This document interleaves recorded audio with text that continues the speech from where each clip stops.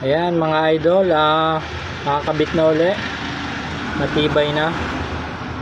Lumuluwag nga pala itong mga idol, at nalaglag yung aking tapakan ng cambio.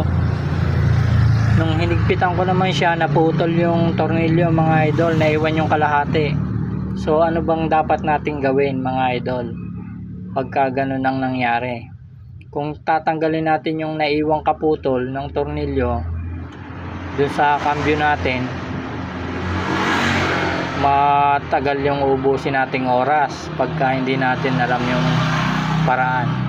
Ang ginawa ko mga idol, yung matabang Tek screw, yun sa bubong, yung ginagamit sa bubong, di ba pang metal din siya, metal drill, and ayun yung dulo niya, yun o, ayun o, Tek screw siya na mataba, ayan o, yan siya, yan.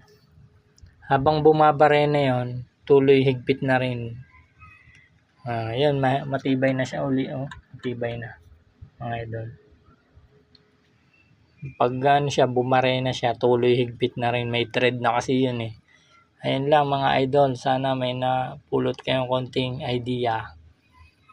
Ang buhay ay madali lang kapag alam mo ang gagawin. Now you know.